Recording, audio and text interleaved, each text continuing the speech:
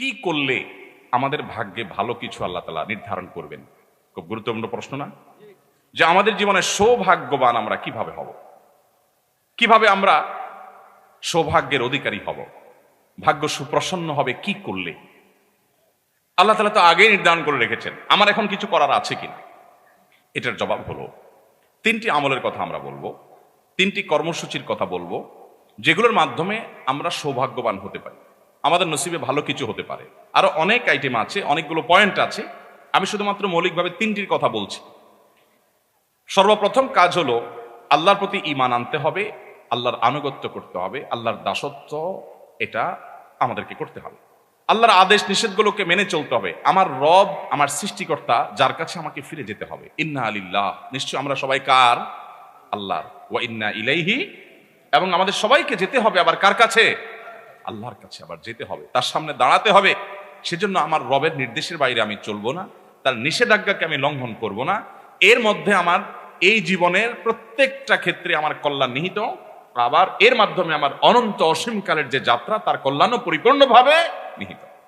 মুহতারাম হাজরিন, সেই রবের আনুগত্য, তার গোলামি, তার দাসত্ব যদি আমরা পরিপূর্ণভাবে করতে পারি, আমার নিজেকে যদি আমি সারেন্ডার করে দিতে পারি, আল্লাহর কাছে সমর্পণ করে দিতে পারি, আমি যদি প্রকৃত মুসলমান হই, নামে মুসলমান না হয়ে আমি যদি পরিপূর্ণভাবে আল্লাহর গোলামি করতে পারি, যে আল্লাহর আদেশ আছে, পৃথিবীতে আর কার আদেশ আছে বা নাই আমার দেখার দরকার নাই, কারণ আমি গোলাম আল্লাহর, আর কারণ না। আমি বলেছি আশহাদু আল্লা ইলাহা ইল্লাল্লাহ, আল্লাহ ছাড়া সত্যিকারের মাবুদ আর কেউ নাই, হতে পারে না। অতএব নির্দেশ আমি যদি তার পাই, তাহলে আর কারো নির্দেশ আছে কি নাই সেটা আমার দেখার কোনো প্রয়োজন। এটাই হলো ইমানের দাবি। আল্লাহ যদি কোনো বিষয় নিষেধ করেন, তাহলে সেই নিষেধাজ্ঞা আমি লঙ্ঘন করব না। তাতে কে খুশি হবে কে না খুশি হবে, কোনটা আমার টিকবে কোনটা টিকবে না, সেটাও আমার দেখার দরকার না। এটা হলো আপনার ইমানের দাবি। আর যদি বলেন না, এক্ষেত্রে আমি কম্প্রোমাইজ করব, নানান দিক বিবেচনা করব, নানান মানুষের কথা শুনবো, নানান দিক চলে তারপর দেখে তারপর ডিসিশন নিব, তাহলে আপনি নামে মুসলমান হতে পারেন, আপনি প্রকৃত অর্থে মুসলমান হতে পারেন। মুসলমান মানেই হলো আত্মসমর্পণকারী আল্লাহ রাব্বুল আলামিনের কাছে। মুহতারাম হাজরিন, অতএব আমাদের ভাগ্য সুপ্রসন্ন হবে, আমাদের ভাগ্যে ভালো কিছু লেখা হবে যদি আমরা আল্লাহ রাব্বুল আলামিনের আনুগত্য সঠিকভাবে যথাযথভাবে করতে পারি। যে যত বেশি করতে পারবো, তার নসিব তত ভালো হবে দুনিয়াতে এবং আখিরাতে। ভাগ্যে ভালো কিছু থাকা, এটার মিনিংটা আমরা অনেকে বুঝতে ভুল করি। আমরা মনে করি অনেক টাকা পয়সার মালিক হয়ে গেলে, অনেক ব্যাংক ব্যালেন্স হয়ে গেলে, অনেক জমি জমা হয়ে গেলে আমার ভাগ্য ভালো। আর জমি জমা হয় নাই, ব্যাংক ব্যালেন্স হয় নাই, টাকা পয়সা হয় নাই, সহায় সম্পদ বেশি হয় নাই, তার মানে আমার ভাগ্য খারাপ। ভাগ্য ভালো এবং মন্দকে এইভাবে যারা সংজ্ঞায়িত করেন, তারা স্পষ্টত ভুলের মধ্যে আছেন। আল্লাহ রাব্বুল আলামিন আমাদেরকে সুখ, প্রকৃত সুখ কোন পথে সেটি বোঝার তৌফিক দান করুন। যাই হোক, তো বলছিলাম, ভাগ্য সুপ্রসন্ন হওয়ার জন্য প্রথম আমল হলো আল্লাহ রাব্বুল আলামিনের দাসত্ব করা, আল্লাহর গোলামি করা। যে যতটা করবে আল্লাহ তাকে তত সুখী করবেন। এটা আমার কথা নয়, কোরআনের ওয়াদা। আল্লাহ বলছেন, ওয়ালাউ আন্না আহলাল কুরা আমানু ওয়াত্তাকাউ, জনপদের লোকেরা যদি ঈমান আনে এবং তাকওয়া অবলম্বন করে। তাকওয়া কি ভাই?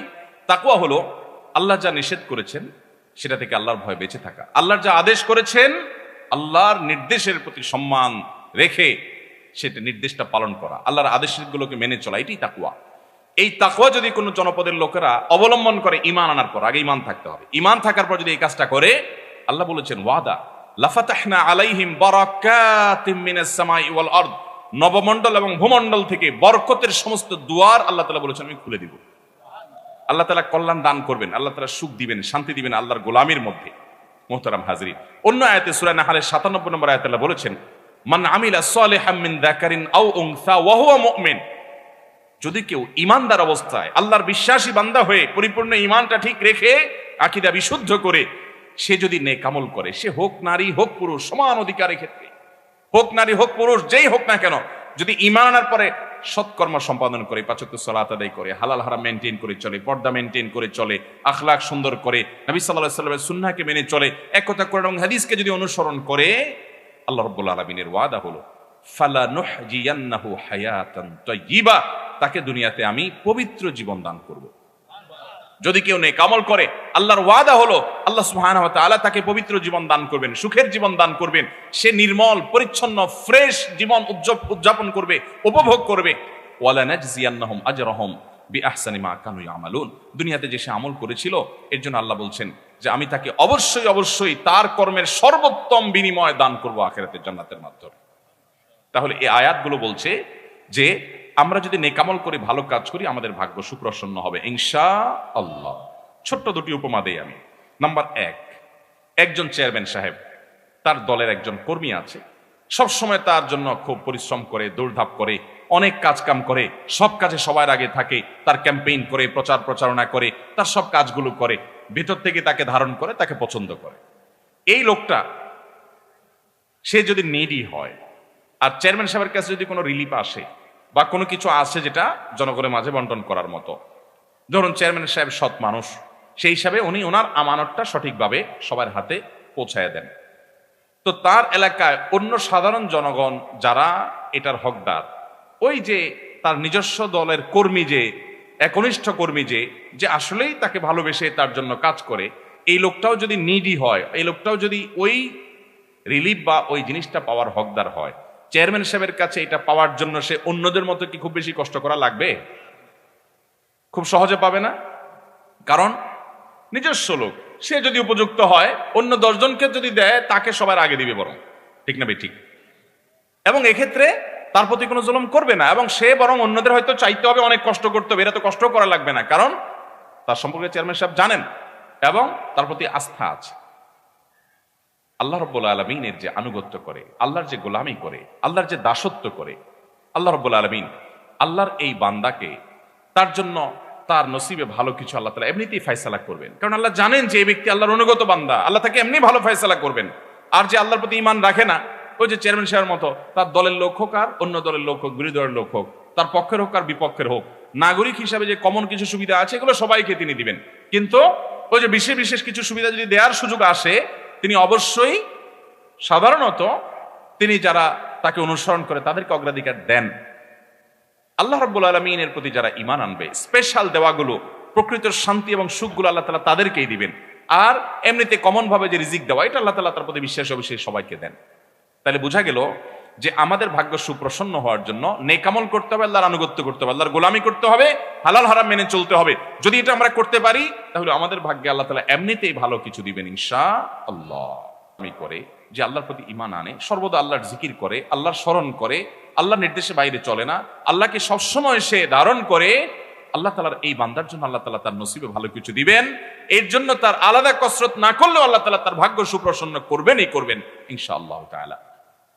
তাহলে ভাইরা আমার, আমরা জানলাম যে আল্লাহ রাব্বুল আলামিন আমাদের নসিবে ভালো কিছু দিবেন, আমাদের ভাগ্য সুপ্রসন্ন হবে যদি আমরা নেকামল করতে থাকি।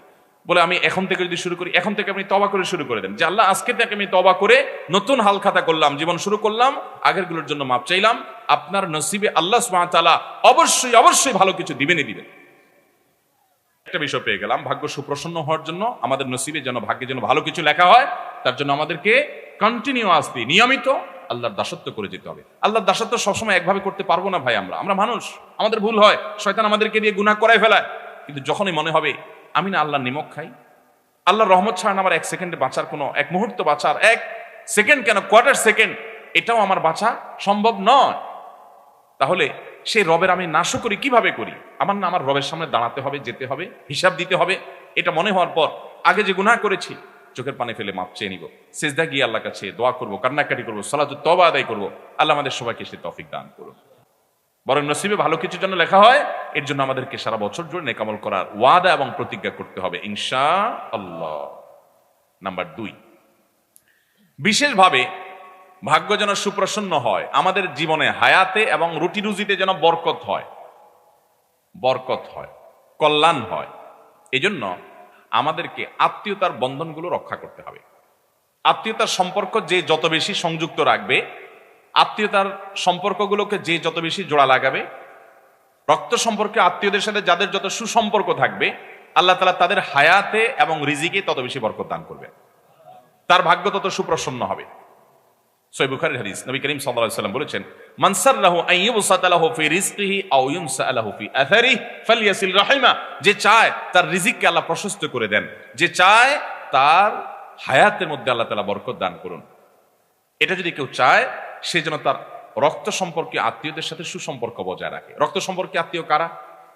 আপনার বাবা মা, আপনার ছেলে মেয়ে, আপনার দাদা দাদি, আপনার চাচা ফুফু, আপনার চাচাতো ভাই বোন, আপনার আপন ভাই বোন তো আছেনই, আরো কাছের তারা, আপনার মামা, আপনার খালা, আপনার নানা নানি আরো কাছের। এরা হলো আপনার রক্ত সম্পর্কীয় আত্মীয়। এই আত্মীয়গুলো যাদের সাথে আপনার রক্তের সম্পর্ক আছে, আপনার সাথে আপনার মা, আপনার বাবার রক্তের কানেকশন, অতএব মায়ের দিককার বাবার দিককার যে আত্মীয়গুলো সরাসরি তারা হলো আপনার রক্ত সম্পর্কে আত্মীয়। এদের সাথে আপনার সুসম্পর্ক বজায় রাখা দরকার। আমাদের সমাজে এই আমলটা অনেক বেশি অবহেলিত ভাই। রক্তের সম্পর্কীয় মানুষগুলোর সাথে সুসম্পর্ক বজায় রাখা এটা ফরজ, এটা কোনো মুস্তাহাব আমল না, এটা ফরজ। আল্লাহ রাব্বুল আলামিন নির্দেশ করেছেন রীতিমতো ওয়া আনতাসিলুল আরহাম, এবং আল্লাহ নির্দেশ করেছেন তোমরা আত্মীয়দের সম্পর্ক সংযুক্ত রাখো। নবী করিম সাল্লাল্লাহু আলাইহি ওয়াসাল্লাম বলেছেন মান কাতাহু কাতাহুল্লাহ ওয়া মান ওয়াসালাহু ওয়াসালাহুল্লাহ। যে আত্মীয়তার সম্পর্ক রক্ষা করে আল্লাহ তাকে রক্ষা করেন, যে আত্মীয়তার সম্পর্ককে ছিন্ন করে আল্লাহ সুবহানাহু ওয়া তাআলা তাকে ছিন্ন করে দেন। হ্যাঁ, আপনার আত্মীয় আপনাকে এমন কষ্ট দেয়, এমন ডিস্টার্ব করে বা ক্ষতি করে যে সম্পর্ক রাখতে গেলে বরং আপনার আরো বিপদের কারণ হয়, তাহলে একটা এক্সেপশন। তাহলে আপনি সেক্ষেত্রে তার সাথে সম্পর্ক আপনি বজায় রাখলেন না আত্মরক্ষার প্রয়োজনে, এটা এক্সেপশন হতে পারে। কিন্তু ঠুনকো অজুহাতে কোনো কারণে সে মন খারাপ করেছে, আপনি নিজে থেকে মিশেন। সে মিশতে চায় না, সে অজুহাতে আপনি দূরে থাকবেন না, চেষ্টা করবেন। হ্যাঁ, ওই যে সে আপনার ক্ষতি করে মিশতে গেলে তাহলে আপনি দূরত্ব বজায় রাখতে পারেন। আল্লাহ আমাদেরকে আত্মীয়তার সম্পর্ক বজায় রাখার তৌফিক দান করুন। তাহলে আমাদের ভাগ্যে যেন ভালো কিছু লেখা হয়, আমাদের নসিবে যেন ভালো কিছু আল্লাহ তাআলা দান করেন। তার জন্য আমাদেরকে স্পেশাল আমল, ওই যে সকল নেক আমলের মধ্যে চলে আসছে, এটা আলাদা করে বিশেষ গুরুত্বপূর্ণ আমল হিসাবে আমাদেরকে আত্মীয়তার বন্ধনগুলো রক্ষা করতে হবে। আল্লাহ তাআলা আমাদেরকে আত্মীয়তার বন্ধনগুলোকে রক্ষা করে চলার তৌফিক দান করুন। তাহলে ভাগ্য সুপ্রসন্ন হওয়ার জন্য দ্বিতীয় আমলের কথা বললাম, স্পেশালি আমাদের রক্ত সম্পর্কীয় আত্মীয়দের সাথে সুসম্পর্ক বজায় রাখতে হবে। তাহলে আল্লাহ তাআলা জীবনে বরকত দিবেন এবং হায়াতে বরকত দান করবেন। নাম্বার 3 এবং শেষ নম্বর আমল হলো দোয়া করা ভাই। দোয়া এত বড় অস্ত্র, আল্লাহু আকবার। ইমানদারের এর চেয়ে বড় কোনো অস্ত্র নাই ভাই, এর চেয়ে বড় কোনো অস্ত্র নাই মুসলমানের। সবচেয়ে বড় এই অস্ত্রটি সবচেয়ে বেশি অবহেলিত থাকে আমাদের। সবচেয়ে বড় দুর্ভাগ্য আমাদের দেশে মুসলমানরা দোয়া করতে জানি না। আমরা দোয়ার দরকার হলে হুজুরের মুখের দিকে চায় থাকে। আরে ভাই, হুজুরদের কাছে দোয়া চান, কিন্তু নিজে দোয়া করতে শিখেন। আল্লাহ বলেছেন উদউনি আস্তাজিব লাকুম, তোমরা আমার কাছে দোয়া করো, আমি দোয়া কবুল করব। আহ, কি কপাল পোড়া, আমরা চাইতে জানি না। নবী করিম সাল্লাল্লাহু আলাইহি ওয়াসাল্লাম বলেছেন পায়ের জুতার ফিতাটা ছিঁড়ে গেছে পথে চলতে গিয়ে, তোমার এটা ছোট বিষয়, ঠিক করে ফেলা যাবে। এটার জন্য তুমি আল্লাহর কাছে দোয়া চাও, এটার জন্য আল্লাহর কাছে দোয়া করো, সাহায্য চাও যে আল্লাহ এটাও একটা বিপদ, হোক ছোট, আপনি সাহায্য করেন। নবী করিম সাল্লাল্লাহু আলাইহি ওয়াসাল্লামের পুরো জীবন দোয়া দোয়া দোয়া দোয়া। ওলামা ইকরাম জানেন নবী করিম সাল্লাল্লাহু আলাইহি ওয়াসাল্লামের জীবনে কি পরিমাণ দোয়া তিনি পড়েছেন। প্রতিটা পদে পদে দোয়া, প্রতিটা পদে পদে। বৃষ্টি হচ্ছে তখন দোয়া, বৃষ্টি হচ্ছে না তখন দোয়া, টয়লেটে ঢুকছেন তখন দোয়া, বের হচ্ছেন তখন দোয়া, খাচ্ছেন তখন দোয়া, খাবার শেষ করেছেন তখন দোয়া, স্ত্রী সবার সময় দোয়া, বাসা থেকে বের হওয়ার সময় দোয়া, বাসায় ঢুকার সময় দোয়া, বাজারে ঢুকছেন তখন দোয়া, মসজিদে ঢুকছেন তখন দোয়া, পরিচিত অপরিচিত মানুষের সাথে সাক্ষাৎ হয়েছেন, সালাম দিচ্ছেন, সেটাও একটা দোয়া। নামাজ শেষ করছেন তখনও দোয়া দিয়ে, দোয়া মাসরা দিয়ে শেষ করছেন। নামাজ শুরু করছেন সূরা ফাতিহা ইহদিনাস সিরাতাল মুস্তাকিম দোয়া দিয়ে শুরু করছেন। বিবাহ শাদী যে সংগঠন হলো এর শেষে নবী সাল্লাল্লাহু আলাইহি ওয়াসাল্লাম দোয়া পড়েছেন, দুধ পান করেছেন, দোয়া করেছেন, আরেক কিছু খেয়েছেন, দোয়া করেছেন। তার জীবনে দোয়া ছাড়া কিছু নেই, দোয়া এবং দোয়া। আর দোয়া ও হুয়াল ইবাদা। কত বড় অস্ত্র জানেন? নবী করিম সাল্লাল্লাহু আলাইহি ওয়াসাল্লাম বলেছেন লা ইয়ারুদ্দুত তাকদীর লা ইয়ারুদ্দুল কদরা ওয়া ফি রিওয়ায়াতিন লা ইয়ারুদ্দুল কাযা ইল্লা দুআ। তিরমিজির বর্ণনায় কাযা আসছে, আর মুসনাদ হাকিমের বর্ণনায় আল কদরা শব্দ আসছে, লা ইয়ারুদ্দুল কদরা ওয়া লা ইয়ারুদ্দুল কাযা ইল্লা দুআ। আল্লাহর নির্ধারণকে, একটা হাদিসে আসছে আল্লাহ যা নির্ধারণ করেন ফয়সালা করেন সেটা আর পরিবর্তন করেন না, কিন্তু এক্সেপশন হলো যে আল্লাহ নির্ধারণকে পর্যন্ত আল্লাহ পরিবর্তন করেন বান্দার দোয়ার মাধ্যমে। উল্টোপাল্টা দোয়া না করে সুন্নাহ সম্মত মাসনুন দোয়াগুলো আমরা বেশি বেশি নিবেদন করবো। আল্লাহ আমাদের সবাইকে তৌফিক দান করুন। আমি আমার বুঝজ্ঞান হয়েছে থেকে এই দোয়া পড়ি, রব্বানা হাবলানা মিন আজওয়াজিনা ওয়া যুররিয়াতিনা কুররাতা আয়ুন ওয়াজআলনা লিল মুত্তাকিনা ইমামা। সবাই আমল করবো তো ইনশাআল্লাহ। এখন কথা হলো যে দোয়ার মাধ্যমে আল্লাহ তাআলা ভাগ্য ঠিক করে দেন। অনেক সময় দেখা যায় আমি দোয়া করছি কিন্তু ভাগ্য ঠিক হলো না, এই যে দোয়াটা পড়ছেন কিন্তু সন্তানটা ওইরকম হলো না, তাহলে বুঝতে হবে হয় আপনার দোয়াতে কোনো ত্রুটি আছে, ইস্তেগফার করে দোয়া আরো বাড়াইতে হবে, অথবা বুঝতে হবে যে আল্লাহ সুবহানাহু ওয়া তাআলা আপনাকে এটা দেন নাই, এর চাইতে বেটার কিছু দিবেন ইনশাআল্লাহ। আল্লাহ তাআলা আমাদের দোয়াকে বিফলে যেতে দিবেন না যদি দোয়ার শর্ত আদায় করে আমরা মৌলিকভাবে ঠিকঠাক মতো দোয়া করি। আল্লাহ আমাদের সবাইকে সে তৌফিক দান করুন। ভাইরা আমার, তাহলে তাকদীরের প্রতি ইমানের গুরুত্ব আমরা জানলাম, তাকদীরের স্তরগুলো আমরা জানলাম। আল্লাহ রাব্বুল আলামিনের কাছে আমাদের তাকদীর, আমাদের আল্লাহর ফয়সালা আমাদের জন্য, এটা যেন ভালো হয়, কিভাবে আমরা নিবেদন করব, কিভাবে আশা করব, কি আমল করব, কি করলে আমাদের ভাগ্য সুপ্রসন্ন হবে, সৌভাগ্যের অধিকারী হব, সে আমল জানলাম। এর বাইরে দুরুদ বেশি বেশি করে পাঠ করা, ইস্তেগফার বেশি বেশি পাঠ করা, এগুলো সৌভাগ্যের অধিকারী হওয়ার অন্যতম একটা পূর্ব শর্ত। আল্লাহ রাব্বুল আলামিন আমাদের সবার নসিবে ভালো কিছু রাখুন। দুনিয়াতে যা হয় না হয় তার চেয়ে বেশি হলো আমরা যেন আল্লাহর ফয়সালা জান্নাতি হয়ে দুনিয়া থেকে যেতে পারি এবং জাহান্নামের আযাব থেকে যেন আমরা বেঁচে থাকতে পারি, আখিরাতের প্রতিটা বিপদ থেকে মুসিবত থেকে যেন আমরা বেঁচে থাকতে পারি। আর সে আযমের মালিক আমাদের সবাইকে সে তৌফিক দান করুন। জাযাকুমুল্লাহু খায়রা ওয়া আখিরু দাওয়ানা আনিল হামদুলিল্লাহি রাব্বিল আলামিন।